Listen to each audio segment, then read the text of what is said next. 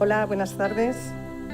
Bienvenidos desde el grupo de trabajo de psicología forense del Colegio Oficial de la Psicología de Madrid. Os damos la bienvenida, os damos las gracias a todas las personas que en estos momentos nos están atendiendo vía streaming y que además somos conscientes, vemos que son bastantes, por lo cual, pues desde aquí agradeceroslo de manera inmediata. En segundo lugar, dar las gracias al Colegio Oficial de Psicología de Madrid por ayudar y hacer posible este evento y, sobre todo, pues, acercar los conocimientos una vez más de esta manera, ¿no? Gracias a la tecnología, gracias a los avances, pues tenernos aquí un día más a todos juntos, ¿no? Y, por supuesto, dar las gracias a mis compañeras, a las ponentes, unas ponentes de gran calidad, de gran nivel, como podréis en unos momentitos observar, que además, bueno, pues han estado a nuestra disposición de manera desinteresada en todo momento y, bueno, pues han estado ahí a todo lo que se les ha solicitado y desde aquí, pues, darles las gracias. Bien, nos traemos un tema que desde aquí ahora mismo pues es un tema muy amplio, somos conscientes de ello. Que en hora y media pues es difícil, es complicado poder analizarlo además de diferentes perspectivas, como es nuestro objetivo, ¿no? Es un tema muy amplio, pero también quiero decir que desde el grupo de trabajo de psicología forense está en nosotros el querer seguir ampliando, el querer seguir pues canalizando estos temas y otros, pues para darlos visibilidad, para sensibilizar y, bueno, pues hoy creo que es un día para poner este granito de arena y, como he dicho antes, acercar y sensibilizar este tema tan candente y tan importante, ¿no? en la actualidad. Con esta mesa redonda vamos a intentar visibilizar los problemas que subyacen actualmente en nuestra sociedad en relación a este tema, como digo, tan amplio que es la violencia de género. Un tema tan transversal, tan importante, y no solamente por tema de salud, ¿no? Tema de salud mental, de salud prioritario, sino también como importancia en los derechos humanos. Creo que eso quiero resaltarlo y creo que es importante. La violencia de género y todo lo que conlleva, todo lo que estamos viendo, esa instrumentalización con los menores, bueno, pues todo lo que vamos a ver hoy pues merece nuestra atención y por eso nuevamente pues daros las gracias por estar aquí atentos a estas ponencias que creo que van a ser, por lo menos, si no importantes, como digo, por lo menos para sensibilizar, ¿no? Bien, indicar que por un tema de estructura, ¿no? Son tres las ponentes, ahora las presentaré. Las dos primeras partes quizás sean más teóricas, la última será un poquito más práctica. Y bueno, pues como digo, por temas de estructura, pues dejaremos las preguntas al final, iremos tomando nota e intentaremos pues ir respondiéndolas también de manera ordenada, ¿de acuerdo? También os comunico que se os pasará un cuestionario de calidad a los asistentes. Y bueno, pues yo creo que sin más preámbulos, pues vamos a comenzar con nuestra primera ponente. Bien, nuestra primera ponente es Samantha Fernández Canillas Ron. Como digo, todas somos integrantes del grupo de trabajo de psicología forense. Samantha es licenciada en Psicología por la Universidad Oberta de Cataluña, la UOC, en la especialidad clínica y educativa, máster en Psicología Legal y Forense, máster en Psicoterapia Gestal, pero lo que más la caracteriza es su especialidad en el área de menores, ¿no? Prevención y protección contra la explotación sexual infantil, temas de violencia en la adolescencia, mediación familiar, etcétera, ¿no? Actualmente, bueno, hasta marzo, ¿no?, de 2021, ha sido la coordinadora y psicóloga en el Centro de Intervención en Abuso Sexual Infantil de la Comunidad de Madrid. yo creo que con estos rasgos tiene mucho que aportarnos, y de eso va la ponencia, ¿no? Samantha nos va a situar, nos va a hablar de situaciones conflictuales de las familias, donde los menores se ven no solo involucrados, sino que son objetos de instrumentalización con el fin de conseguir las llamadas ganancias, ¿no? O sea, que todos sabemos, pero como digo, muchas veces no somos conscientes y de alguna manera pues lo vamos a hacer realidad. Con que, Samantha, te paso la palabra y muchísimas gracias. Pues muchísimas gracias, Maite, por esta presentación tan cariñosa, y muchísimas gracias al Colegio Oficial de la Psicología de Madrid por la organización de estas jornadas y especialmente a los compañeros y compañeras del Grupo de Trabajo de Psicología Forense por la labor que realizan y por contar conmigo, ¿no?, en representación de todas ellas en la jornada de hoy, ¿no? Bueno, yo he de decir que soy bastante poco ortodoxa, entonces me he planteado esta ponencia, entre comillas, como un intercambio de conocimiento entre compañeros y compañeras de profesión o de formación. Por tanto, yo advierto, no esperéis grandes flashes ni es necesario que se tome nota, ¿no? Preferiría que todo fluyese y que fuésemos capaces al final, ¿no?, en ese pequeño espacio de aportaciones y de preguntas y comentarios, pues que fuese algo como bidireccional, ¿no? Como decía Maite, yo me voy a centrar un poco más en la visión de los y las menores dentro de este mare magnum que es la instrumentalización en conflictos, bien de pareja, bien en procesos que son muy contenciosos, bien en procesos que a veces tienen dos vías, la penal y la civil, y que esto complica mucho más desmadejar, ¿no? Ir tirando del hilo para, en definitiva, centrarnos en el bienestar del menor, de la menor, que es lo que verdaderamente nos interesa, ¿no?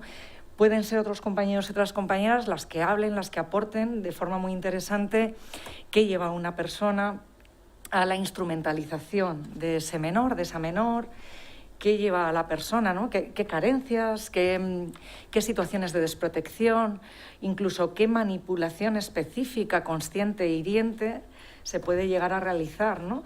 Pero bueno, como digo, apuntes, anotaciones que no son ningún libro de cabecera, y por favor que nadie lo tome así, porque son consideraciones que yo he querido poner en relieve, pero que no tienen por qué ser las mismas para todas. Bueno, he intentado ser muy ambiciosa y para el poco tiempo que tenemos, pues yo aquí me he puesto a añadir, ¿no?, como aspectos generales, esa visión de los menores y las menores como objeto de violencia, también algunas cuestiones relativas a los comportamientos violentos y abusivos de las figuras parentales, marentales, de apego. Y hablo de apego porque es verdad que las familias son muy diversas, ¿no? Y no tenemos por qué tener en cuenta única y exclusivamente madre, padre, progenitores, desde el aspecto más biológico, sino estas personas que contribuyen a la crianza, crecimiento y desarrollo de estos menores, ¿no?, y de estas menores. También como un objeto de ganancia o instrumentalización en este concepto que ya, por desgracia, convivimos con él, que es el de la violencia vicaria, y que, por desgracia, convivimos con él porque, claro, al menos, ¿no?, desde la opinión pública es un tema que nos preocupa muchísimo, ¿no?, cómo a través de los menores se hace daño a madre y o padre, y bueno, pues esto también es todo un debate por explorar. Y precisamente la exploración en busca de la huella psíquica, esta última razón que vendría a ser verdaderamente la que identificase a la figura de la psicóloga o psicólogo forense con este tipo de procesos o procedimientos, ¿no? Bueno, para empezar, dado que no siempre tenemos la oportunidad de ser altavoces, pues un poco un alegato personal, de acuerdo, que no tiene por qué ser compartido. Yo creo que gracias, ¿no?, a que se acuñan términos a diario con facilidad, pues podemos utilizar diferentes términos como instrumentalización, contaminación, interferencia o manipulación adulta. Decir que en sí mismo es un fenómeno aún muy desconocido De hecho, se empieza a hablar de él en 2010 en algunas normativas europeas y que viene precedido de un proceso de desestimación del famoso término síndrome de alienación parental, el famoso SAP, que en algunos países llegó a llamarse síndrome de la madre maliciosa y que desde mi punto de vista, y me mojo, es un término evidentemente patriarcal, machista y que jugaba en dos vías. Una, el desprestigio de la madre, su incapacidad, ¿no? Incapacitación ante la crianza y el cuidado de los y las menores, y otra, no nos olvidemos que sigue siendo nuestro talón de Aquiles, que es el hecho de presuponer que las menores fabulan o mienten, ¿de acuerdo? Entonces, yo preferiría que se utilizasen otros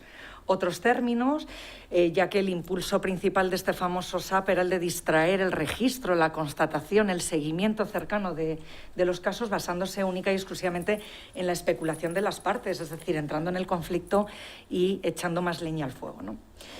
Decir respecto a este tipo de violencia o este tipo de instrumentalización que, al igual que al acoso, el abuso, el maltrato de origen psicológico, es difícil de demostrar. Es decir, es todo un reto no solo para la justicia, sino también para los actores y actrices que trabajamos y que pues intervenimos, ¿no? De diferentes maneras en estos procesos. Es difícil de demostrar. Ya sabemos, ¿no? que este tipo de conductas abusivas y violentas normalmente se hacen con conocimiento y una percepción por parte de la persona que la ejerce, y esto hace pues que se suele realizar sin testigos, pues que haya poca constatación o ninguna orgánica o fisiológica, aunque luego la verdad es que Ana María ahí nos va a aportar muchísima más información que es de gran utilidad. Falta de mirada social, es decir, hemos normalizado algunos comportamientos que consideramos pues aceptables dentro de nuestra sociedad, cuando muchas veces delante de las familias pues se interpela o se habla de la otra persona que no está minorizando, ¿no? o desacreditando su figura.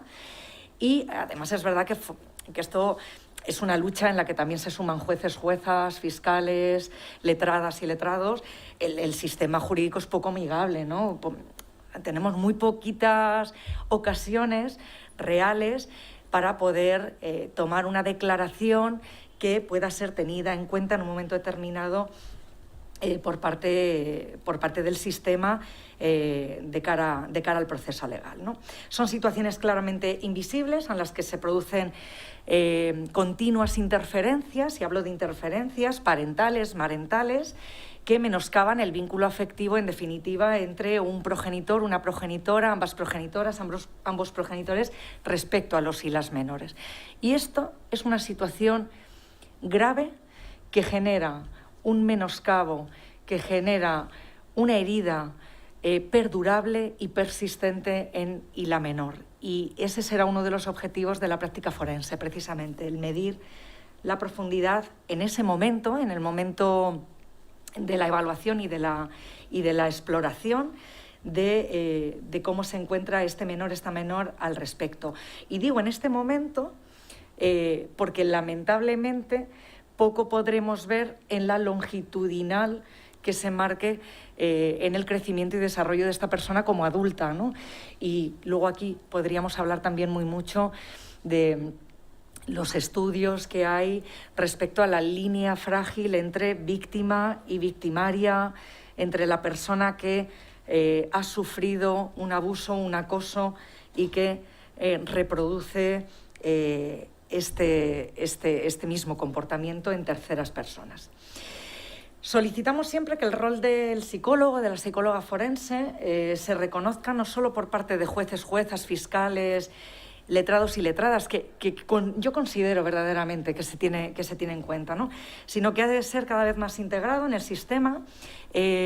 Los últimos pasos legislativos por ahí van, ¿no? Por la tenencia en cuenta, lógicamente, de una situación mucho más integral y mucho más global del menor y de la menor a la hora de ser valorada, pero bueno, recordemos que nosotras intervenimos en esa evaluación de la relación paterno-materno-filial, que es tan importante y tan trascendental para el proceso, incluidas bueno, pues las suspensiones de visitas en momentos muy concretos relacionados con la violencia de género, con la violencia hacia las mujeres, en las capacidades marentales y parentales, en la guarda y custodia, es decir, la figura del psicólogo o psicóloga forense cala en muchísimos de estos aspectos, basados siempre en el interés superior del y la menor, y no solo en, a veces, esa idea residual que puede tener la sociedad de que valoremos si el menor o la menor miente, ¿no? Que, como insisto, me niego a pensar que el sistema prolongue esta idea mucho más tiempo, ¿no? Se ha de poner además el foco en aquellas situaciones en las que los menores, las menores, no solo hayan sufrido la violencia de forma directa, sino que también hayan convivido con ella y la hayan presenciado, ¿de acuerdo? Esta es una aportación de la ley muy interesante, y además el hecho de que también en los procesos de violencia de género contra las mujeres no denunciadas, sí se detecta que también se puedan iniciar, al haber indicios, los procesos de oficio, ¿no? Yo creo que esta ley nos ha traído algo más de oxígeno en un panorama que hasta hace muy poco no parecía tampoco muy alentador, ¿no? Bueno, yo os he puesto una imagen de esta ley orgánica en la que cualquiera de nosotros, de nosotras, podemos consultar precisamente las modificaciones que ha venido a aportar, y yo he querido destacar, dentro del resumen que sacó el propio Ministerio, bueno, pues esta cuestión, ¿no? La medida 129, que era la prohibición del falso SAP, no solo del SAP, sino de cualquier otro método no contrastado científicamente y no sostenido, ¿no? por nuestra rama profesional. Así como el reconocimiento de la violencia vicaria, como digo, un término que hasta hace bien poquito seguía un poco ahí en una nebulosa, y que, bueno, pues gracias a que se empiece a incorporar en los textos legales y en el marco, pues se podrá ir desarrollando, ¿no? Así como la suspensión del régimen de visitas en caso de violencia de géneros.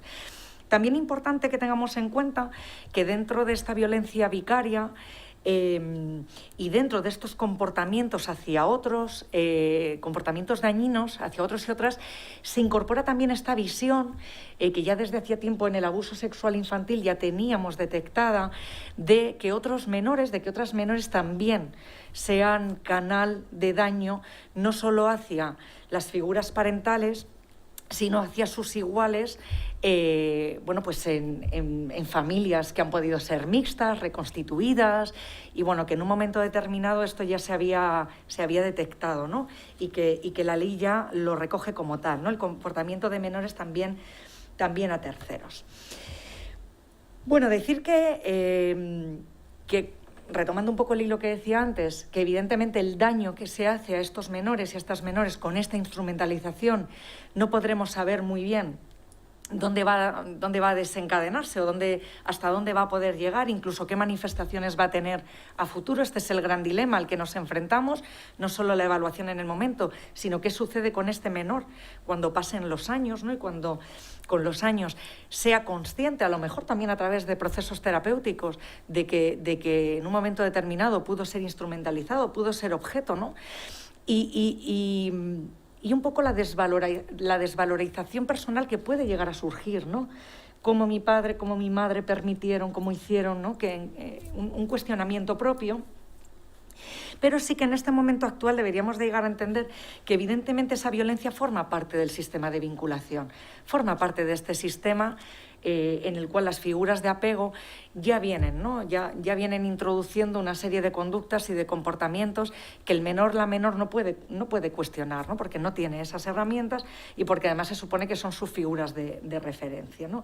Además, esta menor se desarrolla de forma desorganizada conforme a esta relación de apego, como fruto de un conflicto de lealtades continuo que le pone permanentemente debajo de la espada de Damocles, que además es un proceso muy tormentoso en el que comparará con su entorno más cercano, comparará también con valores que les son trasladados en la escuela y que les son trasladados por otros iguales respecto a sus familias de origen, y no encontrará conexión, ¿no? Y ya sabemos que muchas veces cuando no encontramos conexión la inventamos, y puede que ese completar la pieza que falta no sea precisamente la más sana, ¿no? Además, tendremos que estar atentas a esos indicadores de riesgo con la ayuda y colaboración del resto de agentes y actrices y actores sociales, y muy importante en nuestra profesión o en nuestra rama el vincular estos comportamientos con la causalidad, porque si no nos estaremos encontrando de nuevo con una y algo, pero no sabemos qué, ¿no? Así como de la instrumentalización y de cómo a través de esa instrumentalización y de esa contaminación lo que subyace, y que a veces es muy evidente, pero otras no, que es el daño continuo y sin tregua hacia otras personas, en este caso las personas con las que hay el enfrentamiento. Claro, a todo esto nos encontramos con víctimas solas, absolutamente solas.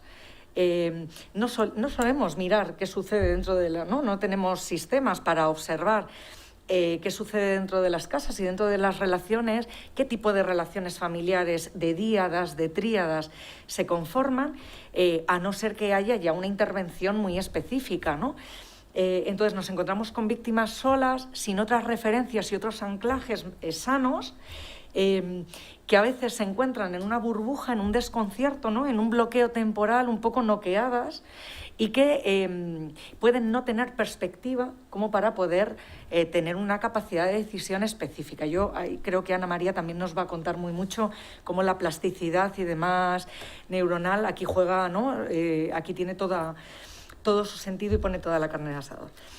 Me gustaría también mencionar en este sentido que hay una parte importante de este embotamiento que también se relaciona muchas veces con la disociación, y esto hace que a veces la evaluación sea muy complicada, ¿no? Esta falta de recuerdo precisamente por el dolor y por el trauma, ¿no? Y bueno, intento no dejar ocasión, siempre que la tengo, de poder decir que muchas de las víctimas con las que nos encontramos pueden parecer asintomáticas, pero evidentemente no es que sean asintomáticas, ¿no? Es que siguen noqueadas en ese proceso de elaboración de todo lo sufrido, que es mucho, y recuerdo, producido por sus figuras de apego, figuras con las que hay un vínculo emocional extraordinario. Importante, esta ley de nuevo vuelve a hacer incidencia de ello, las pruebas preconstituidas para poder escuchar al menor, a la menor, siempre de acuerdo a sus posibilidades, ¿no? Y con especial observación, ahí sí, de la contaminación externa, ¿no? de los adultos, ¿no? De las personas adultas. Por ejemplo, en el ámbito del abuso sexual infantil, ya no hablar de recuerdos erotizados, ¿no? o de en un momento determinado, de cuestiones que podrían encontrarse en determinadas edades, sino en esa contaminación adulta que muchas veces nos pone en la pista y nos da la clave de que algo ha sucedido, ¿no? Bien, ya voy terminando. He querido rescatar los datos de esta macroencuesta que se hizo en 2017 y que seguramente se vuelva a ir repitiendo, y que me parece muy interesante para que nos hagamos un poco una idea de la magnitud que tiene este problema, que era, ¿no?, esta lacra, como decía Maite al principio, ¿no? Es decir, en 2015 se hace esta encuesta, ¿no?, de sanidad por el Ministerio de Sanidad y Servicios Sociales, en el que los resultados obtenidos destacan que más del 70% de las mujeres que indicaron sufrir o haber sufrido violencia de género tenían menores, hijos, hijas a su cargo, que estaban expuestos a este modo de violencia, y dentro de este porcentaje, que era un 70%, el 63,6% declararon que sus hijos e hijas presenciaron o escucharon episodios de violencia producidos, ¿no?, dentro de este vínculo, de este entorno familiar, ¿no? Y de este grupo, el 92,5%, o sea, es abrumador, eran menores de edad cuando se produjeron los hechos, y el 64,2% sufrieron a su vez este tipo de violencia. Es decir, ¿cómo es posible que hayamos tardado tanto tiempo en ver que los menores y las menores, y ojo, y no me quiero olvidar, y de las personas mayores y dependientes a cargo, están siendo también víctimas de este tipo de violencia, ¿no? Es abrumador. Bueno, ya por nada, por cerrar respecto a lo de la exploración y demás, que no pretendo formar a nadie, porque creo que para eso tenemos formaciones muy potentes y formaciones muy potentes aquí en el propio Colegio de Psicología respecto a las técnicas de evaluación. Sí que yo antes decía, jolín, no tenemos gafas de mirar, ¿no? Bueno, pues miremos, ¿no? Miremos cuando estamos trabajando. Qué importante el feedback de los centros educativos, qué importante el feedback de las personas sanitarias, qué importante esta labor que se está haciendo en red, en el que todas estamos ayudando a completar esas piezas del puzzle que son tan complejas y que dejan a tantos menores, niños, niñas, adolescentes, sin ningún tipo de asidero, ¿no? Sin ningún tipo de esperanza para el rescate, ¿no? Entonces, sigamos explorando en esa persistencia de los comportamientos, sigamos explorando en esas intervenciones específicas con mujeres víctimas de violencia, en aquellos aspectos internalizantes, externalizantes que nos ponen sobre la pista y que en un momento determinado nos pueden arrojar algo de luz. Y luego específicamente formémonos en esos síntomas específicos o en esos indicadores exclusivos, bien del abuso, bien de la violencia, del maltrato, de todos estos tipos de maltratos y de violencias que sufren los menores, ¿no? Por último, de nuevo, insisto, retractarse, añadir información por parte de un menor, de una menor, no significa mentir, significa que están avivando un recuerdo que, como decía antes, ha podido quedar soterrado por el propio trauma. Que tenemos un montón de técnicas que nos ayudan a ser cada vez más empáticas, más cercanas a ese menor o a esa menor que se enfrenta a un sistema jurídico que es frío para una persona adulta, imaginemos para una persona menor que no está familiarizada ni con conceptos ni con estructuras. Y a partir de ahí seamos capaces de basarnos en criterios rigurosos que hagan de nuestra profesión y de nuestra rama cada día pues un método más de utilidad para el sistema jurídico y el sistema legal en nuestro país, ¿no? Nada más, he corrido mucho, Maite. Igual os he aburrido mucho. Bueno, pues muchas gracias, Samantha. No, muy bien. Muy bien, perfecto en tiempo. Y sobre todo, qué interesante. Creo que en los últimos minutos finales, a colación también de las preguntas que tengan los asistentes, pues creo que has comentado cosas que son objeto de debate, además amplio, pero bueno, yo ya me he anotado aquí alguna cosilla, me he apuntado pues para comentarlo, para poderlo ampliar o comentarlo, porque como digo es muy interesante y creo que es importante, además, resaltarlo. Pues muchas gracias, Samantha. Bien, nuestra siguiente ponente es Ana María Martínez Roballo. Es doctora en psicología, especialista en neuropsicología y bueno, voy a resumir su currículum porque tiene además muchísimas hojas. No hace falta. No hace falta, pero bueno, sí decir que bueno, es profesora colaboradora honorífica en la Universidad Complutense de Madrid, Facultad de Medicina, Departamento de Psiquiatría y Psicología Médica, por lo cual todo el ámbito de la neuropsicología y todo lo que subyace en este tema pues nos va a dar una visión. Ana María, efectivamente, desde una perspectiva psicobiológica, nos va a mostrar una revisión actual de esos cambios neurológicos, psicobiológicos, como ya ha apuntado también Samantha, pues hablaremos de esa plasticidad neuronal que se produce pues bajo esas víctimas de violencia de género y que no somos, como digo, tampoco conscientes de ellas, ¿no? de lo que experimenta una víctima, ¿no? de maltrato, ¿no? Lo que subyace debajo de esa perspectiva, como digo, ¿no? Entonces, darte las gracias por estar aquí, Ana María, con nosotros. Es un placer y te cedo la palabra. Vas bien de tiempo, o sea que tranquila, bien. Vas fenomenal.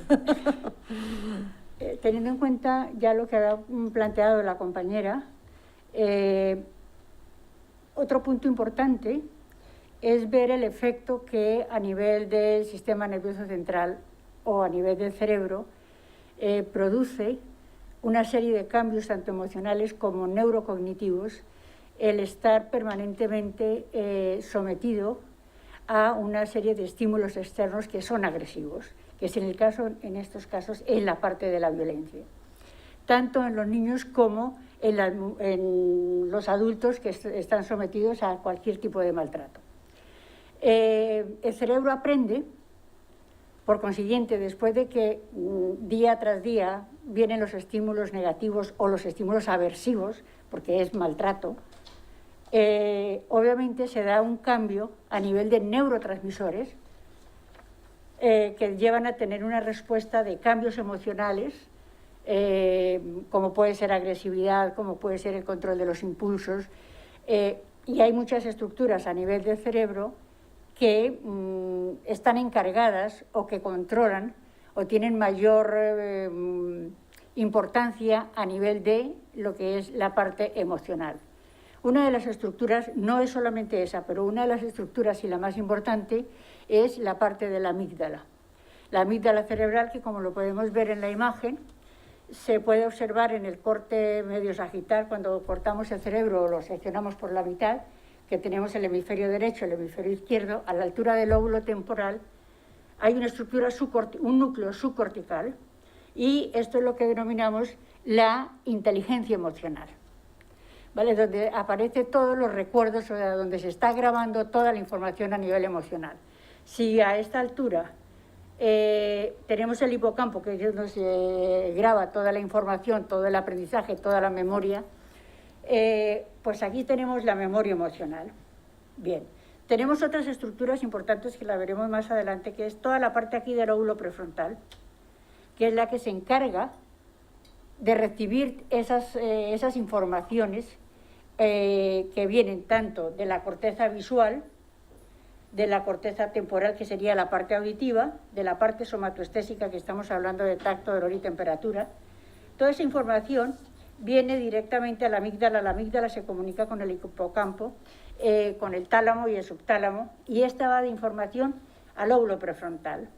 Vale, en el lóbulo prefrontal, además del control de las emociones, que estaría aquí a nivel de la parte órbito-frontal, tenemos también toda la parte de control superior de la parte cognitiva, que en los últimos años se denomina también inteligencia ejecutiva, ¿vale? Que es la capacidad de la toma de decisiones, la toma de razonamiento, más adelante veremos el resto de funciones.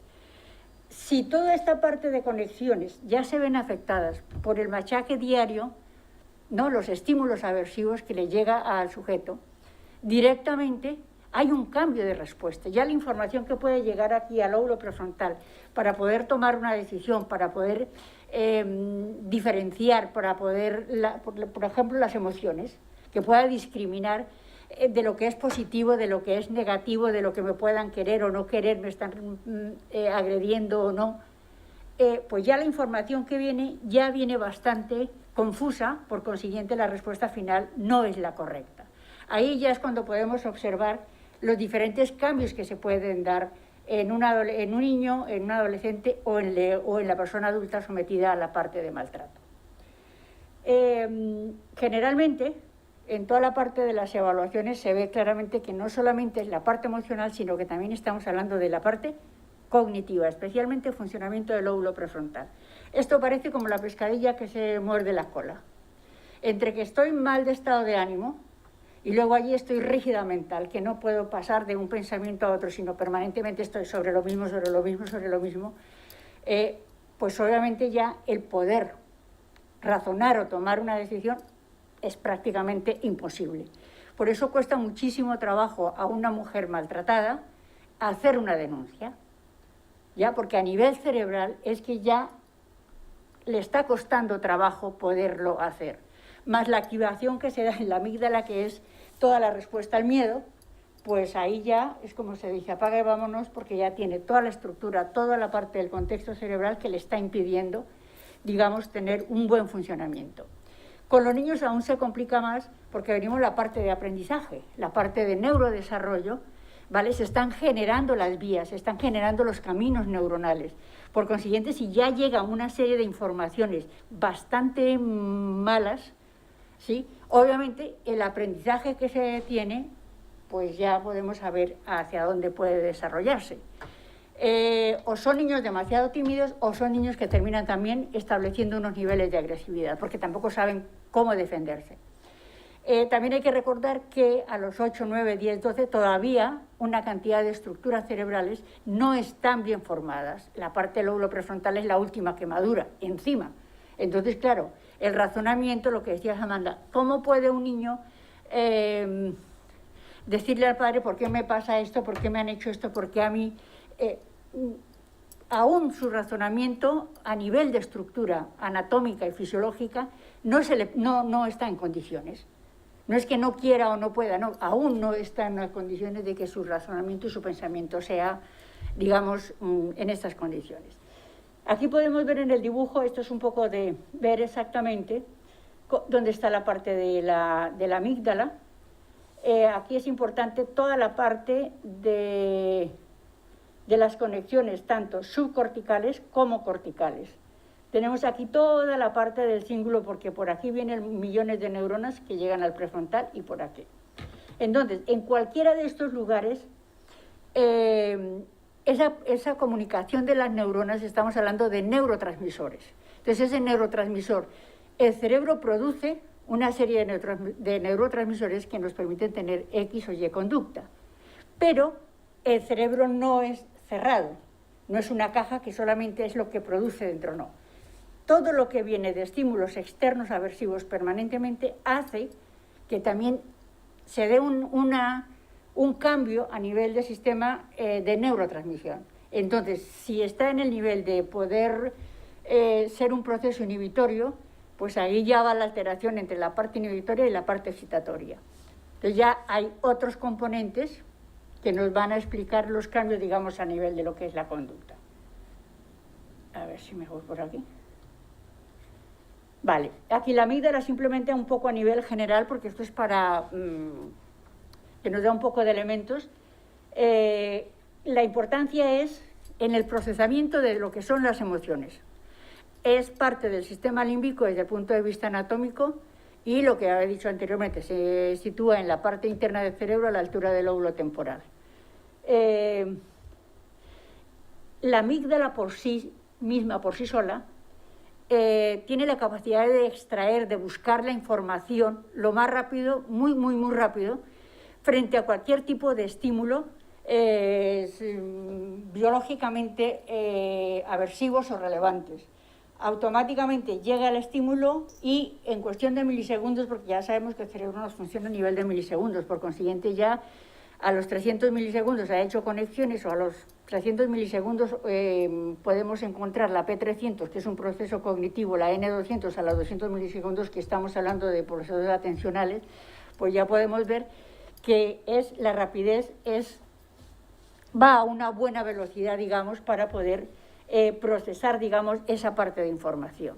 He cogido un ejemplo para establecer que sea la parte a nivel visual, pero no necesariamente es la parte visual. También está la auditiva, la parte somatoestésica, porque llega la información a la amígdala de todos los tipos de estímulos para poderlos procesar.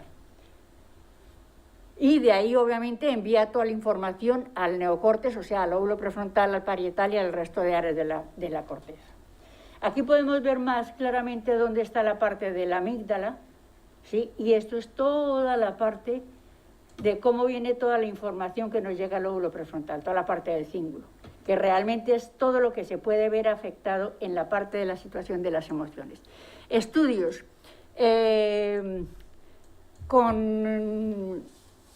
por ejemplo, con caras, ahora mismo del Gregorio Marañón hay un grupo de investigadores que más adelante aparecerá la referencia bibliográfica, muy interesante, que lo están haciendo con electrodos a nivel de la amígdala para poder registrar cómo se dan los niveles de actividad, cuando es simplemente caras alegres, caras tristes, caras neutras o estímulos o escenas desagradables. Donde iba a ver todo. Aquí este dibujo nos permite ver un poco cómo hay todo el nivel de conexiones. Vemos aquí cómo se va al córtex prefrontal, cómo va el cíngulo, todas las áreas, ¿sí?, de la parte de anatomía. Este es otro para ver exactamente todas las conexiones que se dan. Vemos aquí cómo hay toda la conexión córtico-cortical. Vemos aquí que occipital con el frontal, parietal con el área motora, todas las áreas del cerebro, cómo se están, digamos, conectando para procesar toda la parte de la información.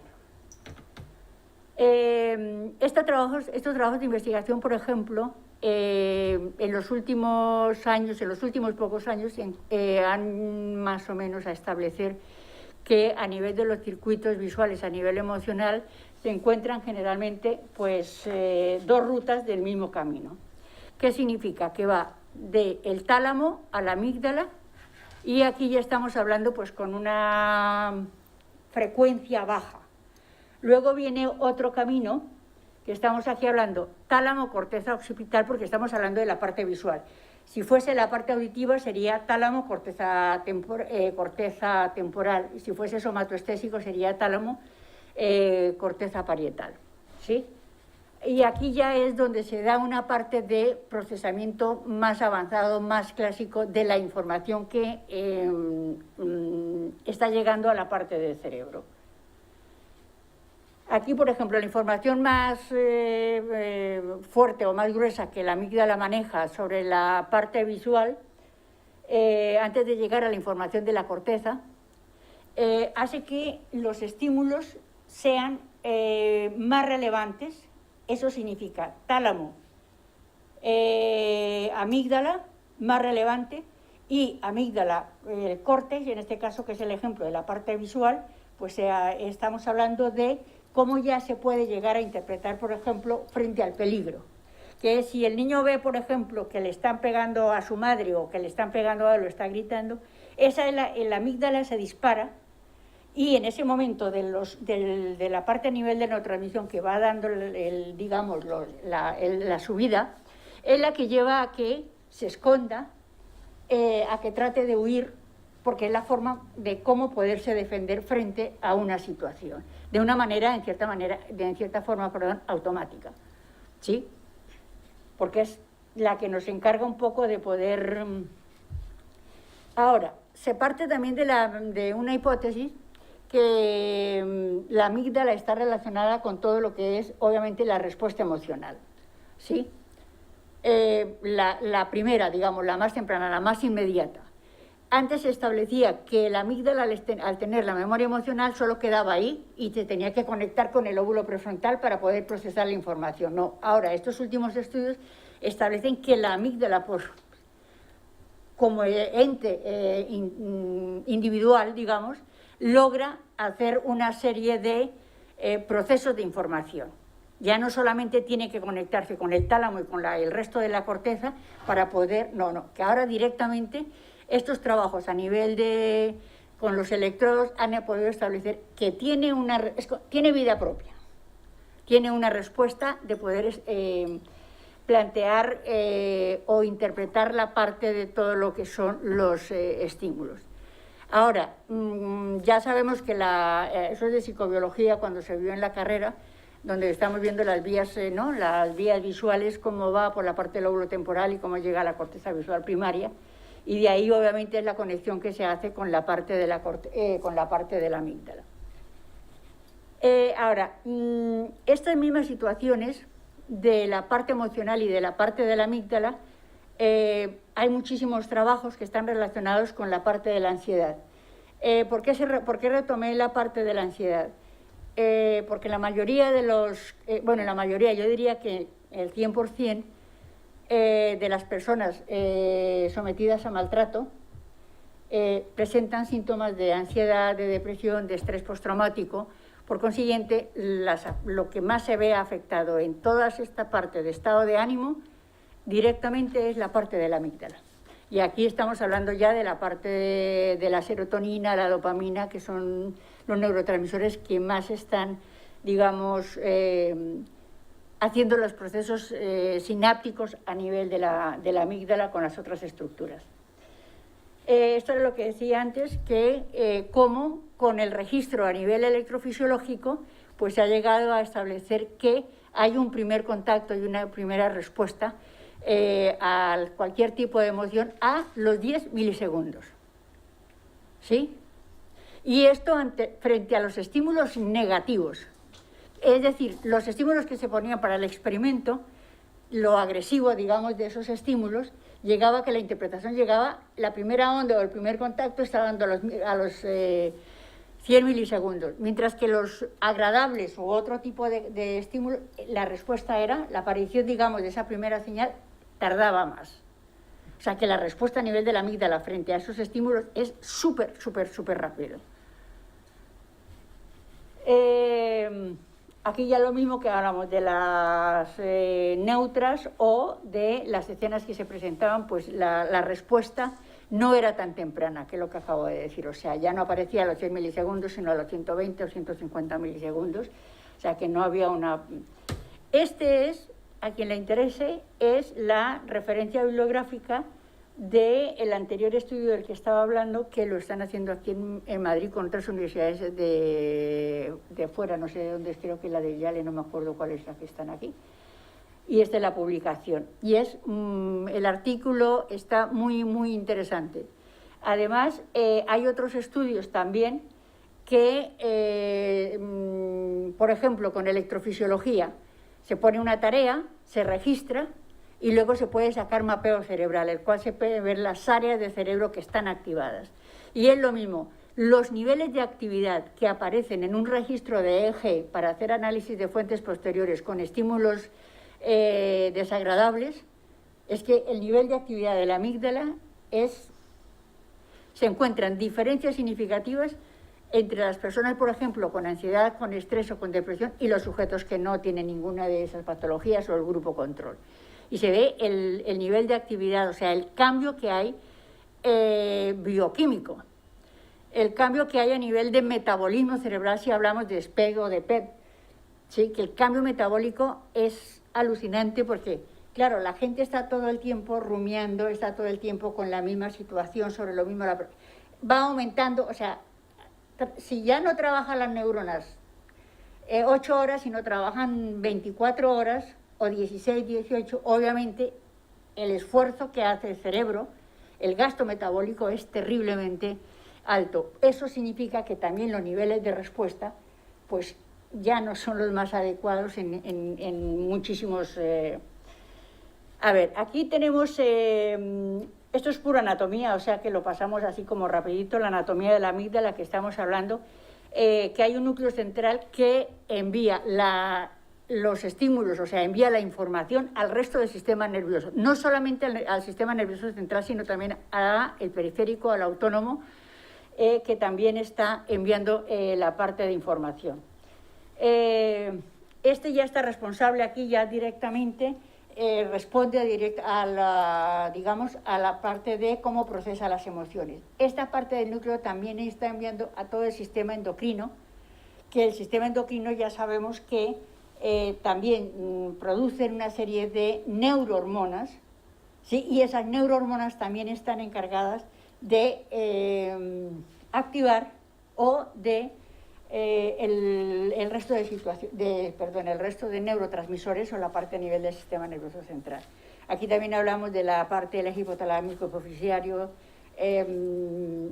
y ahí ya podemos ir a... Aquí, bueno, ya es el dibujito porque cómo se da. Aquí ya nos encontramos uno de los neurotransmisores más importantes, es el GABA, en el control de la parte de las emociones. Aquí, general, resumen, ¿qué regula? Emociones, la conducta sexual, el apetito, el control de la agresividad, el aprendizaje emocional, la respuesta al placer, respuesta ante el miedo, asociación de recuerdos con emociones, reconocer emociones en las otras personas, que es un poco, ¿no? Si puedo saber si están tristes o alegres, bueno, más o menos un resumen de lo que pueden ser, digamos, las principales funciones a nivel de la amígdala. Y como resumen, que ya me queda poco tiempo, de la otra parte que se ve afectada en el lóbulo prefrontal, en el resto de la corteza, especialmente en la parte prefrontal, y es el área motora, que ya sabemos dónde está, ¿no? Que está aquí, área motora, premotora, que está encargada directamente de todo lo que es el movimiento del procesamiento. Por aquí se encuentra todo el homúnculo motor y el homúnculo somatoestésico. Y aquí ya la corteza prefrontal, que directamente es la que estamos hablando de qué áreas podemos estar aquí. Aquí ya hablamos dónde se pueden formar estrategias, la toma de decisiones, cómo puedo, si tomo una buena decisión o no, si es correcta o no para resolver un problema, si no, no puedo resolver problemas. La parte de planificar, de anticipar, la parte de secuencias, de la parte de generar o crear expectativas, que es cuando ya ves que ¿no? Están ahí como que no pueden salir, no pueden pensar otra cosa, no pueden decidir si me quejo o no me quejo, si denuncio o no denuncio, ¿sí? Los pensamientos, el habla, pero el habla en la parte más expresiva, porque por ahí está en la parte del área de Broca, la espontaneidad, la flexibilidad mental. Esta es una de las funciones que se le ve, pero a todos. En la mujer maltratada o en los niños encuentras algo que es súper característico y es la rigidez mental. O sea, es sobre lo mismo, sobre lo mismo, sobre lo mismo. Estamos hablando también, bueno, aparecen otras cognitivas como es la parte de la memoria de trabajo, inhibir estímulos, conducta social, sexual y la capacidad para asociar acontecimientos personales a situaciones vividas. Entonces, si vemos el funcionamiento del lóbulo prefrontal más las conexiones y el funcionamiento de la amígdala, ahí ya vemos cómo tanto el niño como el adulto maltratado, la capacidad de sobrevivir es durísima, durísima, durísima, porque hay cambios en los que muchas veces en la parte forense llegas y dices, o con los jueces, ¿no? Y dices, ostras, pero que mira, que se le ha hecho una evaluación cognitiva y tiene una serie de dificultades.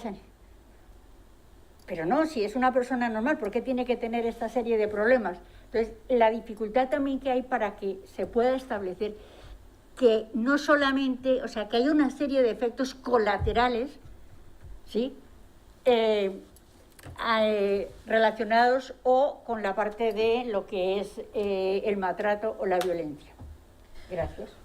Pues, Ana María, estaríamos horas escuchándote. No. Muchísimas gracias. Es relevante, desde luego, observar cómo quedan afectadas pues casi todas las áreas del cerebro y sobre todo, evidentemente, las emocionales, ¿no? Como hemos visto, y las emocionales, motoras, toma de decisiones prefrontales. O sea, creo que lo has dejado muy bien plasmado, pero es impresionante y, como bien has dicho al final, cómo los jueces muchas veces no lo tienen en cuenta, y creo que es muy, muy importante. Bueno, pues después de esta perspectiva jurídico-forense que nos ha plasmado Samantha, está desde la perspectiva psicobiológica de los cambios cerebrales que tienen las víctimas de violencia de género. Bueno, pues vamos a pasar a la parte, como dije al inicio, un poquito más práctica. Va a ser gracias a nuestra compañera Raquel Sánchez Ferrer Álvarez, que la presento. Raquel no está con nosotros ahora mismo, está a miles de kilómetros, se encuentra de hecho en Estados Unidos, por eso decía también lo bueno, ¿no?, que es tener aquí la tecnología tan a mano, que nos da esta posibilidad y tenerla tan cerca, aunque se encuentre tan lejos. Bueno, Raquel es psicóloga y perito forense, es máster interuniversitario de Metodología de las Ciencias del Comportamiento y de la Salud por la Universidad Complutense de Madrid, Autónoma y UNED. Y actualmente está realizando el doctorado en investigación en ciencias médico-quirúrgicas en el Departamento de Medicina Legal, Psiquiatría y Patología, la Facultad de Medicina de la Universidad Complutense de Madrid. Como comento, Raquel nos va a acercar este tema de la violencia de género desde un punto de vista más práctico, gracias a casos que ya ha llevado o que está llevando, o sea, que nos va a acercar esa realidad, ¿no? Esos conocimientos planteados hasta el momento, pues nos los va a acercar, como digo, de manera real, pues ejemplificando algunos casos. Vamos a ver si tenemos ya a Raquel. Aquí la tenemos. Hola. Hola, Raquel. Como digo, qué lejos y qué cerca, ¿no? te tenemos, ¿no? Entonces, bueno, pues tómate tu tiempo. Yo, de todas maneras, cuando queden pues 10 minutitos para, como he dicho, para el tema de las preguntas y un poquito de debate, al final, pues yo te lo comentaré. Pero bueno, este tiempo es tuyo y bueno, deseando escucharte. Gracias. Muchas gracias. ¿Me escucháis? ¿Me escucháis? Sí. Espera. Que ha apagado el micrófono, cariño. Sí, bueno. sí, te escuchamos. Yo te escucho, o sea que perfecto, todo tuyo. Vale. Bueno, en primer lugar, muchísimas gracias por esta oportunidad que nos ha dado el colegio para tratar un tema tan sensible y tan actual, que por fin parece que empieza a coger fuerza, porque era un poco como que a veces las mujeres exagerábamos. Así es que es un placer el poder colaborar y ayudar para ver si podemos proteger a los más vulnerables y podemos seguir luchando porque ciertas leyes que tienen ciertos vacíos se puedan cambiar para la protección de los más vulnerables.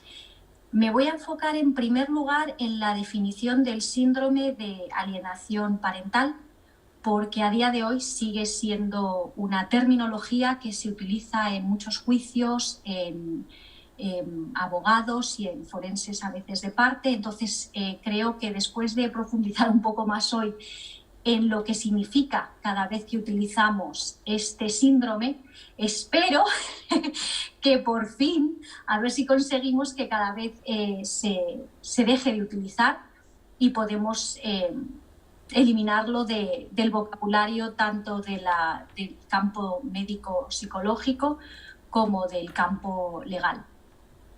Entonces, en primer lugar, me voy a centrar en la controvertida terminología del síndrome de la alienación monoparental y explicar sobre todo por qué no solo no es legal, sino que además no es beneficioso, porque a los que más afecta es a los más vulnerables.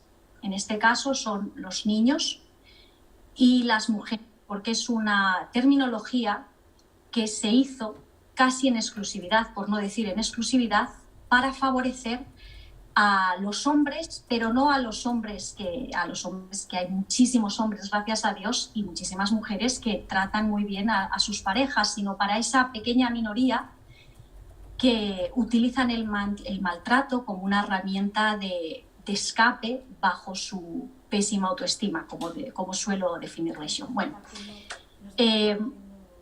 antes de empezar, me gustaría puntualizar un poco lo que comenta el psiquiatra especialista en violencia de género, Enrique Estola. Raquel, sí. Perdona, sí. No estás compartiendo pantalla. Si quieres compartirla para que lo vean los asistentes. Sí, ¿lo tenéis vosotros? Es que no, desde el móvil tenéis lo vosotros. Tiene que hacer ella, ¿no? Lo tiene que hacer ella. ¿No la tienes tú ahí en el PC?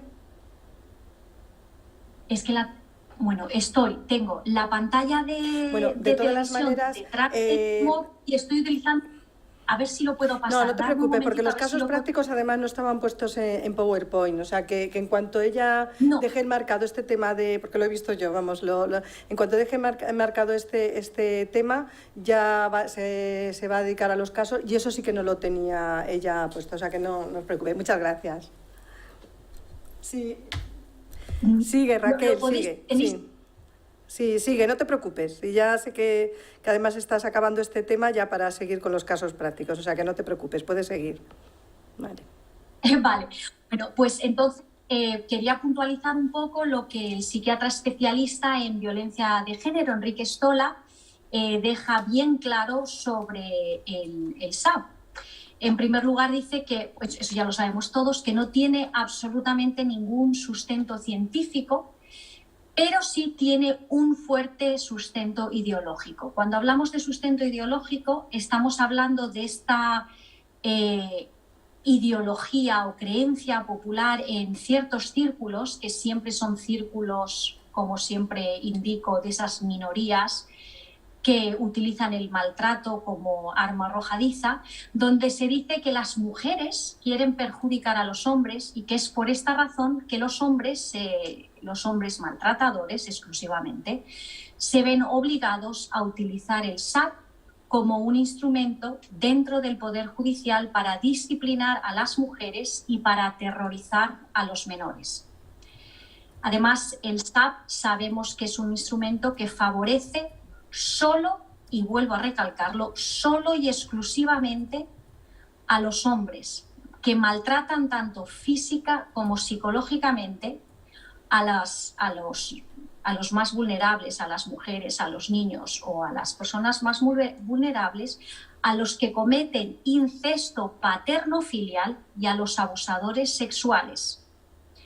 Por esa razón siempre se dice que por favor no se utilice esta terminología. Pero además insisto tanto en que no se utilice esta terminología y a continuación voy a describir un poco más el por qué no se puede utilizar para que quede claro que cada vez que utilizamos esta terminología solo y exclusivamente favorecemos a los abusadores y a los maltratadores de los más vulnerables, específicamente niños y mujeres. Entonces, en la primera slide, lo siento que no lo podéis ver, pero bueno, en la primera escribía lo que era la definición del síndrome de alienación monoparental, que según su autor es un trastorno infantil en el cual un menor de forma permanente y continua denigra e insulta constantemente a su progenitor, generalmente y casi en exclusividad el padre, sin ningún tipo de justificación y además se niega a tener contacto con él. Y se basan en que es que la madre le lava el cerebro al menor para que rechace a su padre.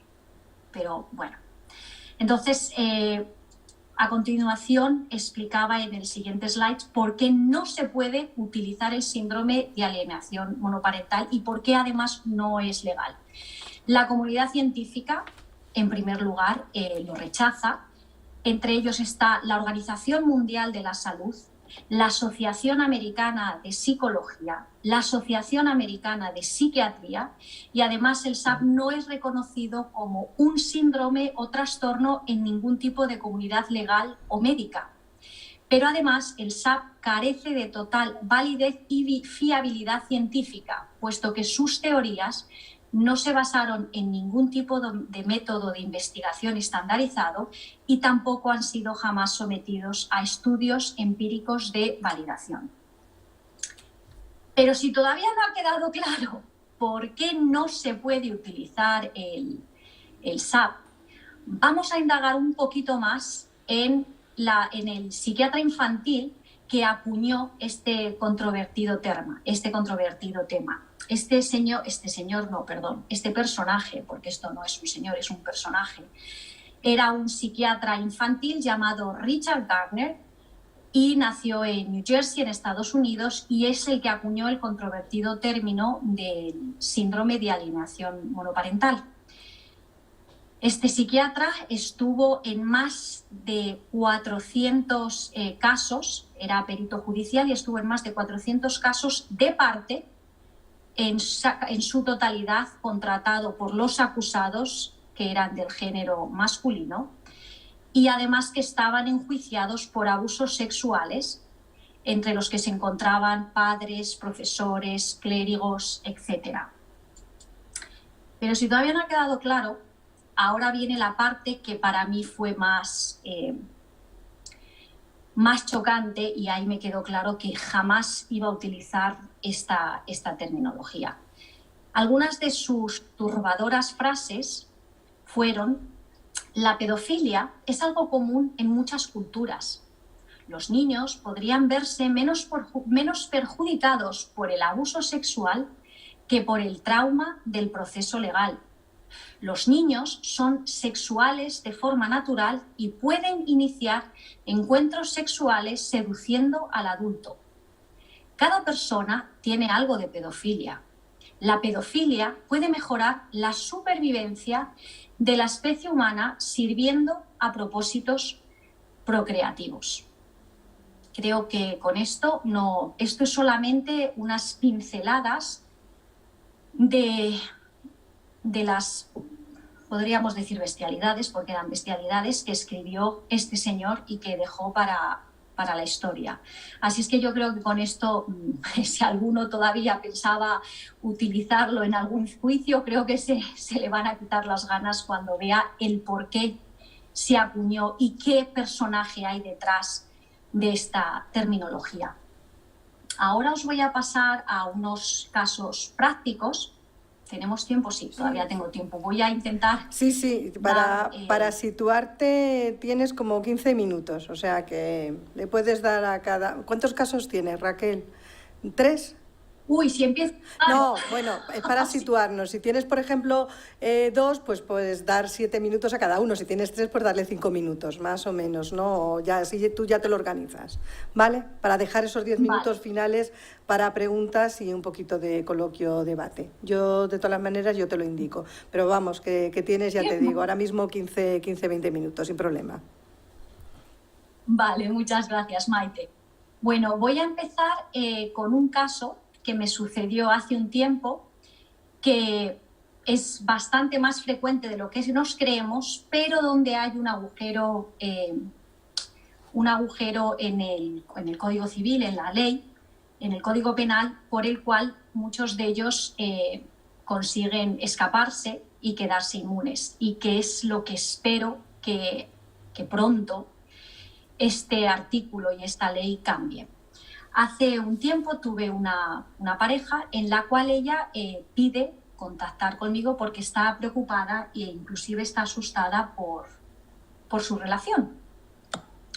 Empezamos la terapia y la primera impresión, que muchas veces sucede cuando hay maltrato, sea psicológico o sea físico, pero sobre todo más en la parte psicológica, él parecía una persona más tranquila, más coherente, y ella parecía como tener un carácter más fuerte, más directa. Vamos a poner por nombre que esta chica, por ejemplo, se llamaba Carolina, ¿vale? Es un nombre ficticio. Entonces Carolina cuenta que él, su pareja, vamos a decir que él, por ejemplo, se llamaba Pepe, demandaba juegos sexuales que no eran muy acordes con sus gustos. Llevaban no demasiado tiempo de relación, viviendo juntos, y no habían tenido tampoco un noviazgo muy largo antes de irse a vivir juntos, pero hasta el momento en que conviven juntos, inclusive pasados unos pocos meses, todo parecía normal, pero a los pocos meses de convivir juntos es cuando empiezan a aparecer situaciones que a ella le empiezan a intimidar, a dar miedo y a preocupar. Entonces, Carolina cuenta cómo los juegos sexuales que él demandaba, que consideraba que era extraño, y además cuenta cómo su pareja, Pepe, le cuenta cómo se suicida su primera pareja en condiciones bastante extrañas. Y además él empieza a hacer comentarios que a ella le asustan y la empiezan a preocupar bastante. Entre estos comentarios, por ejemplo, ellos estaban tranquilamente viendo una película en la cual aparece, por ejemplo, un psicópata, y él le decía frases que, mira, ¿sabes? Yo soy como él, yo soy un sociópata.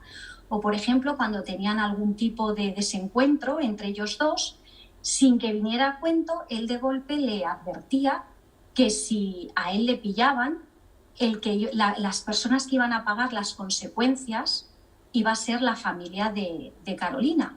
A Carolina esta parte la intranquilizó bastante, además del suicidio de la primera pareja, porque ella nunca le había mencionado a su pareja, a Pepe, dónde vivía su familia y dónde residían. Pero lo que más le llamó la atención es que de golpe él hacía comentarios específicos sobre el lugar donde residía su familia, cuando ella jamás le había dicho la residencia de su familia. Estos y otros comportamientos, además de la historia un poco turbulenta que cuenta del suicidio de su primera pareja, hace que cada vez esté más preocupada y más asustada en la convivencia con su pareja, además de otras circunstancias que sucedieron. Empezamos la terapia Y lo que más me llama la atención es que Pepe cuenta el suicidio de su primera pareja, pero la historia que él cuenta es diferente a la que me había contado Carolina. Además, cuando le pregunto sobre los comentarios que Carolina dice que él suele referir hacia ella, él reacciona de una manera extremadamente tranquila, pausada, y además pone como hasta una pequeña sonrisa y dice, bueno, es que es una exagerada, tal vez la que es una sociópata es ella. Entonces me doy cuenta que necesito crear un vínculo con él para empezar a saber qué es lo que está realmente sucediendo. Creo un ambiente donde él se siente más tranquilo, más cómodo, más paciente, más que puede hablar, que donde propicio esa necesidad de que él hable de su vida. Entonces empiezo a preguntarle sobre su vida sexual, sobre las cuestiones, sus gustos, etc. Él finalmente empieza a hablar, se abre y cuenta que le atraen las menores y que visualiza pornografía infantil de vez en cuando, pero en menos cantidad que lo que solía visualizar en el pasado. Cuando están los dos juntos, su pareja, que ya sospechaba de que, por los gustos sexuales que a veces él tenía, sospechaba de que había algo que no era normal, ella insiste en saber si él consume pornografía infantil o qué es lo que está sucediendo. Y él, delante de ella, constantemente da respuestas pasivas y contradictorias. Y yo, obviamente, por confidencialidad, no podía hablar de lo que él y yo habíamos hablado en privado. Carolina, en este aspecto, está muy angustiada porque, además, ella fue abusada cuando era pequeña y es por eso que tiene como una especie de radar que detecta que hay algo que no es normal. De golpe, ella empieza a insistir porque ella está muy angustiada. Empieza a insistir, tienen un problema porque él es una persona que no deja que acceda ni a su portátil ni a su móvil, todo en cuanto ella viene automáticamente cierra la pantalla o cierra todo, mientras que ella es verdad que nunca le cedió las claves porque no tenía confianza y además no llevaban tanto tiempo de convivencia, pero si él llegaba y ella estaba en el ordenador, no cogía y cerraba de golpe. Entonces, de golpe, un día, como ella está insistiendo tanto en el tema porque ella se da cuenta que hay algo, empiezan a tener una discusión fuerte y a partir de ahí ella empieza a recibir pornografía y pornografía infantil, las dos cosas, en su portátil. Ella se asusta porque jamás le había dado las claves ni de su móvil ni de su portátil y como consecuencia de ello tienen una discusión bastante fuerte hasta el punto que Carolina llama a la policía, él rompe un mobiliario que hay en la casa de un puñetazo que mete, ella asustada llama corriendo a la policía se presenta, se lo llevan al calabozo, les hacen un juicio rápido, pero él sale absuelto. Ella explica lo que le está pasando, inclusive lleva su ordenador y todo para que vean que ella jamás ha consumido este tipo de cosas y que no sabe qué está pasando, porque además dice, si es que él no sabe la clave, no sabe cómo se ha podido. Este chico, sí que es verdad que Pepe sabía muchísimo de informática y hoy en día las personas que entienden muchísimo de informática y están en estos mundos oscuros, como digo yo, es mejor mantenerse alejado de ellos. Entonces, pero aún así, cuando van al juicio rápido, como ella tiene ese carácter como más explosivo y más fuerte y él es más tranquilo y más pausado, aunque explica todo lo que ha pasado, lleva su ordenador, lleva todo, él queda absuelto y encima ella refiere que la diferencia de trato hacia ella y hacia él es abismal, que encima a él le tratan como víctima y a ella le tratan como, fíjate, pobrecito, el lío en el que le quiere meter cuando este chico no ha roto un plato, por decirlo de alguna manera. Entonces él queda absuelto hasta el día de hoy. Cuando pasan estas cosas, para nosotros que trabajamos en este campo y las cosas tan duras que nos toca escuchar, no entendemos el porqué. Pero si nos vamos al artículo 189 del Código Penal, es claro. y creo que ahora lo vais, antes de deciros el porqué, cuando os lo lea creo que vais a entender dónde está el vacío legal. El artículo 189 del Código Penal dice así: 1. Será castigado con la pena de prisión de 1 a 5 años. A. El que captare o utilizare a menores de edad o a personas con discapacidad necesitadas de especial protección con fines o espectáculos exhibicionistas o pornográficos, tanto públicos como privados, o para elaborar cualquier clase de material pornográfico, cualquiera que sea su aporte, o financiare cualquiera de estas actividades o se lucrare con ellas. B. El que produjere, vendiere, distribuyere, exhibiere, ofreciere o facilitare la producción, venta, difusión o exhibición por cualquier medio de pornografía infantil o en cuya elaboración hayan sido utilizadas personas con discapacidad necesitadas de especial protección o lo poseyere para estos fines, aunque el material tuviera su origen en el extranjero o fuere desconocido, a los efectos de este título, bueno, es muy largo y sigue, pero este primer bloque, que es un poco el resumen de todo, pero la parte introductoria de lo que se penaliza, si os dais cuenta, se penaliza la distribución, se penaliza el captar a menores, se penaliza las personas discapacitadas que distribuyen pornografía de personas discapacitadas, etc. Pero si prestáis atención, no se dice que si consumes pornografía pero no la distribuyes o la pasas, no está penalizado.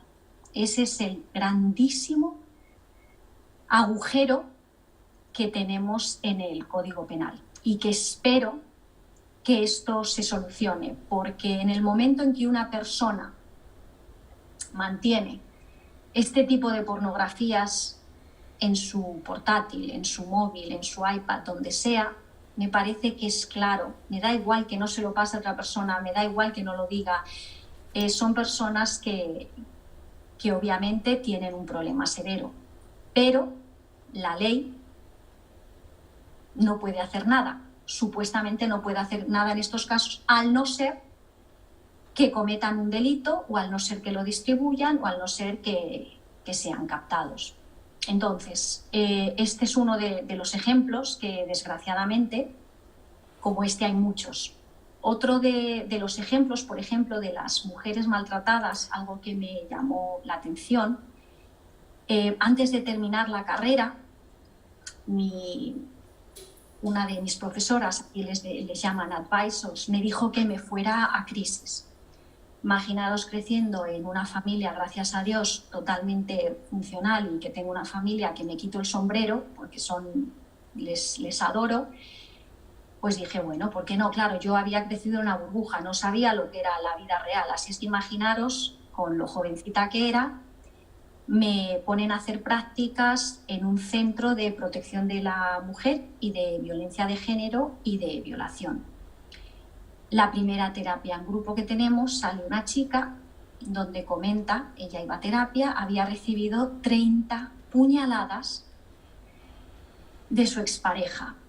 Yo, mi cara, o sea, yo ese día pensé que no llegaba a casa, de lo mal que lo pasé. No podía creerme que algo así fuera realidad. Yo pensaba, bueno, eso son las películas que exageran, pero no.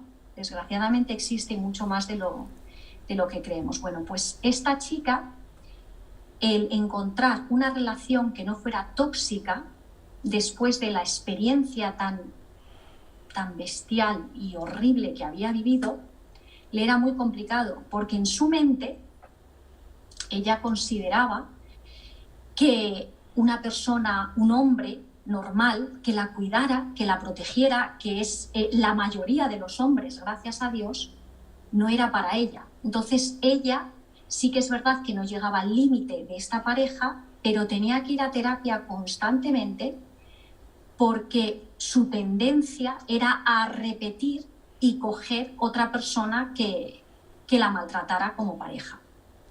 Entonces, bueno, me parece que ya estoy no voy a seguir. Qué interesante. Sí, muchas gracias, Raquel. Yo, como he comentado al inicio, creo que desde el grupo vamos a seguir con estas iniciativas, sobre todo de casos prácticos, que creo que al final llegan, a mí me ha llegado al corazoncito, ¿no? Porque nos llegan, porque somos sensibles.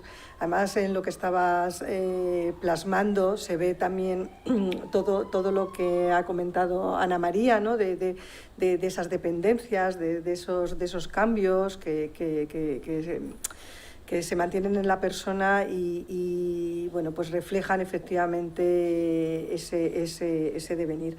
Yo, bueno, aprovechando que estás aquí ya en el tema de preguntas, que por cierto de asistentes ahora mismo no tenemos ninguna, pero bueno, yo sí que quiero hacer alguna con todo lo que tenemos aquí. Tú que te encuentras en otra sociedad, en otra cultura, ¿ves mucha diferencia a la hora del ejercicio de la psicología forense entre, bueno, pues este ámbito americano, ¿no? en el que estás y y España? O sea, no quiero que te mojes mucho, pero sí encuentras mucha diferencia, o al final los obstáculos y los problemas con los que nos encontramos los psicólogos forenses vienen a ser los mismos. Desde tu experiencia, observación. Sí hay diferencias, por una razón. Afortunadamente, España no es un país que nos predominemos por ser violentos. No lo somos gente alegre, fiable, que nos encanta después del trabajo irnos a tomar un cafecito. Además que es una sociedad, aunque no se diga, claro, cuando vives fuera y lo ves desde fuera te das cuenta que es verdad. La primera vez que me dijeron que era un país matriarcal, yo les miré y les dije, ¿qué me estáis contando? Es verdad. Somos un país matriarcal que, según me han comentado, no lo sé, pero es verdad que somos un país matriarcal, que parece que es un poco la herencia que nos dejaron cuando estuvieron los judíos viviendo en España hace muchos años y demás, por lo que me han contado, no tengo ni idea. Pero sí que es verdad que sí noto diferencia, pero no por nada, sino porque como en España yo creo que no somos un país tan violento y Estados Unidos es un país donde la violencia es bastante más elevada, aquí cuando hay un caso de violencia de género es impresionante las investigaciones que se hacen, cómo lo miran todo con lupa. Hace poco unos amigos nuestros, que además son unas bellísimas personas, nos llamaron de California porque unos vecinos habían llamado diciendo que es que al niño le veían llorar mucho. El padre salía a correr con su hijo y el pequeñín se frustraba porque no llegaba a la meta y era un niño, por decirlo de alguna manera, un poco más ambicioso y cada vez quería llegar más lejos, entonces si no llegaba se frustraba y lloraba. Entonces los servicios sociales, pobrecitos míos, nos nos dijeron si no nos importaba que habláramos de ellos y dijéramos la verdad, que además es que son unos padrazos. Entonces, es verdad que en el momento en que saltan las alarmas en este país, las investigaciones tan detallistas y tan hasta el fondo que hacen, sí que es verdad que es diferente a veces a lo que sucede a España, pero yo creo que no porque nosotros no tengamos esas bases. Sí que es verdad que las bases legales, los vacíos legales a lo mejor que hay en España son un poco diferentes. Pero yo creo que porque en nuestra cabeza, porque a mí me ha pasado durante muchos años, es como, no, hombre, no, esto es imposible, ¿sabes? Aunque lo estás viendo, como que lo estás justificando porque tu cabeza no puede entender que haya personas que puedan hacer tanto daño, claro, que puedan llegar tan lejos, entonces siempre claro. Tiendes a justificarlo. Bueno, es que a lo mejor tiene un trastorno, es que tendemos a justificar. Pues muchísimas gracias. No, estupendo, muchísimas gracias. Ya digo que nos falta tiempo. Quería invitar a Samantha un momentito, quitarla los 5 minutos que nos quedan. La voy a poner en un aprieto. Ella, que además se relaciona tanto con los medios de comunicación. A ver, me ha gustado mucho, ¿no? Lo del tema, bueno, lo de la ley que has comentado, esas situaciones invisibles, ¿no? Esas situaciones invisibles, además, con la dificultad de demostrar, efectivamente, ¿no? Como has comentado muy bien. Además, difícil de demostrar en cualquier área social, ya sea, hemos visto que da igual que sea un área social de lujo que sea inferior. O sea, se ha visto que estaban ahí escondidas. Yo creo que con la ley, pues... ¿hasta qué punto los medios de comunicación tienen influencia en esas situaciones? A ver, sé que es una pregunta para media hora, ¿no? Como digo, de debate, y nos quedan 5 minutos.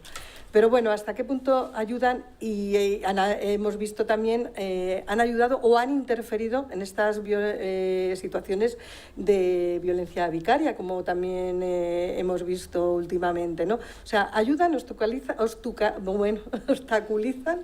¿Cuál es tu opinión como desde tu perspectiva y como experta, ya para acabar?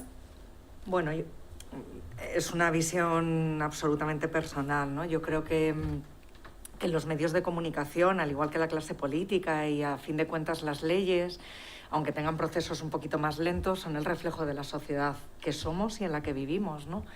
Entonces, para mí es cierto que siempre ha habido temas como muy peliagudos. Hace poco teníamos aquí en esta misma casa, ¿no?, un debate sobre el suicidio, los comportamientos autolíticos, autolesivos, pero yo hoy por hoy no entiendo la lucha contra la violencia hacia las mujeres, la lucha contra los colectivos específicos, ¿no?, de los que hemos hablado hoy, contra la infancia, sin la ayuda y sin el empuje y el altavoz de los medios de comunicación. O sea, creo que no se puede entender. Tú comentabas al principio qué importante son este tipo de mesas redondas, ya no solo para hablar de la práctica profesional, que a fin de cuentas quienes se están viendo son compañeros y compañeras, ¿no? Y que se nos presupone concienciados, concienciadas, sensibilizadas en esta materia, ¿no? Sino que importante es llegar ¿no?, a toda la sociedad, ¿no? Yo creo que los medios de comunicación son fundamentales, ojo, no los medios de masa tradicionales única y exclusivamente, sino todos estos movimientos de youtubers, de personas que están ya en diferentes plataformas y que hacen incidencia, ¿no? Y hemos conocido hace poco también episodios concretos en los que igual un youtuber hizo un comentario específico, tal... Como la sociedad, como los propios medios, como otros propios youtubers, otras youtubers salieron a la palestra para mojarse, ¿no?, y reivindicar su papel de transformación, ¿no?, dentro de la sociedad en la que vivimos. Yo voy a apostar, Maite, ante tu pregunta, por que los medios de comunicación siempre van a contribuir en positivo a luchar contra estas lacras. Ojo, no solo los medios de comunicación, yo antes hablaba de toda esa red en la que participamos todas, y luego en la corresponsabilidad que tenemos nosotras mismas, nosotros mismos, de generar este tipo de movimientos en nuestros entornos cercanos. Estupendo, pues ha quedado claro. Bueno, pues seguimos sin tener preguntas, voy a mirar de todas las maneras, ya estamos al hilo, a ver. Amanda Gómez Muñoz nos comenta: decir que España es un matriarcado es no solo desacertado y fruto del desconocimiento, sino que en ámbito divulgativo como este es falta de rigor en cualquier conocimiento sobre la violencia hacia las mujeres. Repito, decir que España es un matriarcado es no solo desacertado y fruto del desconocimiento, sino que es ámbito divulgativo como este es falta de rigor en cualquier conocimiento sobre la violencia hacia las mujeres. Eso ha quedado claro. O sea, lo que hemos querido dar aquí es un rigor científico. Creo que era uno de los objetivos. Hablar, ¿no? Por alusiones. Creo pues que disculpar. Sí. Ante todo, disculpar por mi ignorancia, lo he escuchado ya un par de veces y me lo han explicado, a lo mejor personas que no, es verdad que personas que no viven en España, cómo identifican a España, y disculpar mi ignorancia. Yo que me sentía toda contenta, me acabo de hacer ¡pum!, para abajo. Lo siento por mi ignorancia, por tener un malentendido tan grave. Sí, queda claro. Amanda, además, reafirma que el mundo entero es patriarcal y es un error enorme asegurar eso en un ámbito divulgativo de la violencia de género como este. Bueno, pues respetamos la opinión de Amanda. Yo creo que no hay ninguna... Vamos a mirar. Bueno, pues estamos en hora, como hemos dicho. Dar las gracias nuevamente a los asistentes. Como también hemos comentado, no sé si queréis comentar alguna de vosotras, alguna puntualización, pero como digo, seguiremos trabajando en ello, seguiremos haciendo patente toda esto que asegura Amanda, ¿no? de poner en conocimiento a ver, la violencia de género, pero desde todo, con todas las variables, ¿no? O sea, biológicas, sociales, culturales. Entonces, bueno, pues en hora y media pues